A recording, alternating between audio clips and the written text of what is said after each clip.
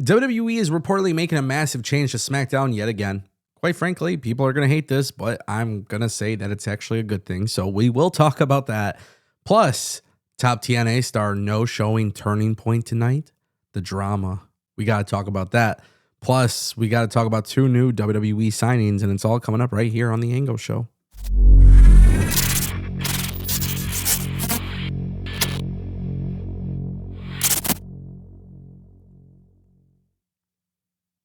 If you guys want more videos like this, don't forget to click that subscribe button and ring that bell. This way you never miss a video on the channel.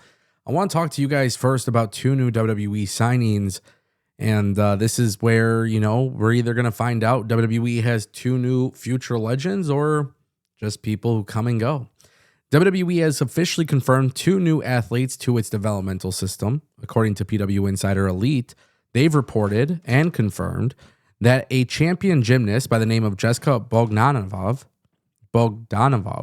and football player Cyrus Habibi Lakio have both signed deals to join the WWE NXT system. Jessica is a decorated gymnast who participated in the WWE tryouts held during SummerSlam 2025. And in 2011, she actually won a silver medal in 5 balls and bronze medals in 3 ribbons and 2 hoops at the Pan American Games. She also competed in the 2012 USA Gymnastics Rhythmic Championships and was crowned the Freestyle Calisthenics World Champion in 2015. In addition to that, Cyrus Habibi Lakio also had a WWE tryout this past summer and has confirmed signed to WWE. He has a football background and has been regularly vlogging his journey to join the company. He attended WrestleMania 41 in Las Vegas in April 2025, and the videos that he made during that trip caught the eye of a WWE recruiter, which started his path toward getting signed. Both of them are reporting to the WWE Performance Center. They will join NXT. And then, of course, keep in mind, WWE does have NXT deadline on December 6, 2025.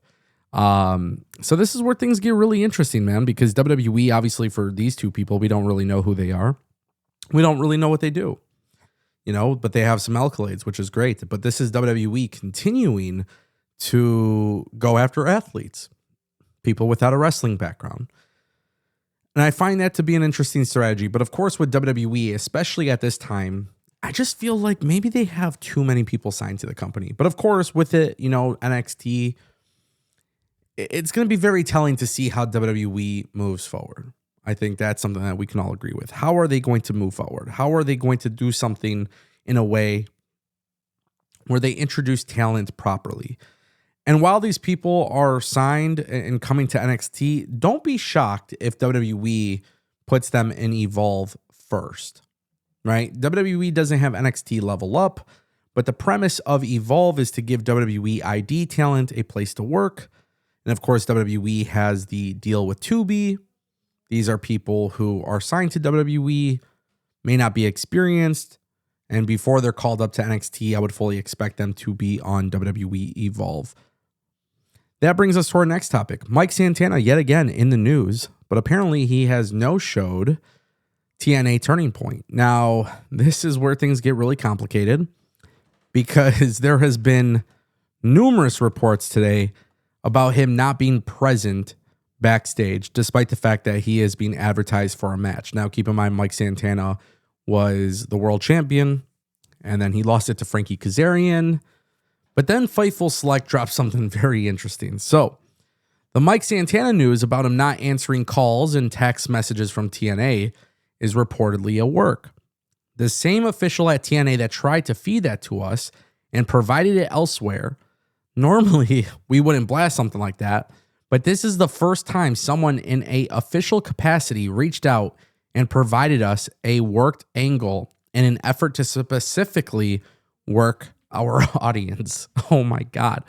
So this is what TNA is doing. TNA is doing some sort of storyline here. This could be problematic, right? You are trying to drum up interest for Mike Santana. You're trying to drum up interest with all of these things. And you want to do a major storyline. But I think Mike Santana dropping the belt really didn't anger people in that kind of light. I think it really angered people more so because of the way they did it. Not because people don't like Kazarian, but it's just the way they did it. I think more people are upset about the booking decision because most people feel the booking decision is not good versus it's just a bad angle. This is one of those weird situations, man. This is one of those weird situations. Obviously, it sounds like it's a work, but is it the right move? Is it the right call? I don't know. Personally speaking, I really don't know if it's the right call. As I said earlier today on my first video on the channel, which that'll be linked somewhere over here, I actually talked about, Mike Santana. The rumor is that he's leaving TNA. And there is still this rumor that exists that he's leaving TNA. But now with Fightful's report, it's very clear, in my opinion, that they are indeed trying to work everybody. I don't know if the interest is there. I don't know if it's going to work out in their favor. But we'll see. We'll find out. Yeah. That brings us to our final topic, ladies and gentlemen. WWE is making a major change to SmackDown. And it looks like the executives just can't make up their mind, honestly. But WWE SmackDown is reportedly moving back to 3 hours, according to WrestleVotes. And everybody's going to have their own opinion on this. Everybody's going to have a different opinion on this matter. I think with SmackDown moving to 3 hours, it's actually a really good thing. But yes, WrestleVotes put out the tweet. WrestleVotes has great accuracy. According to sources, WWE and USA Network have decided to move SmackDown back to 3 hours, beginning with the January 2nd show from Buffalo, New York. Yeah, some people are not going to like this. Naturally speaking, I think some people don't like the idea of it being 3 hours. Personally speaking, I tend to enjoy those 3 hour shows much more than what WWE is doing right now with 2 hours. For USA Network and for WWE, it also makes more sense to add that third hour. It helps with their ratings. It also makes more sense to feature more talent. There was a period in which those 3 hour episodes initially weren't that great. But then they kept doing them and you notice an improvement on SmackDown. It was funny because at that time when it went back to 2 hours, people started to complain like, yo, hold on. SmackDown being 2 hours, it just feels weird now. Go back to 3 hours. That's where it's better. WWE and USA Network, in my opinion, are making the right choice here. I think really, really, really, I'm very passionate about professional wrestling, but the one thing I'm not passionate about is a shitty wrestling product. And SmackDown is all over the place. Some days it's really good. Some days it's really bad. Sometimes it's just fine. 3 hours doesn't solve the problem, but 3 hours helps the problem get back to where it needs to be. You got to feature new wrestlers.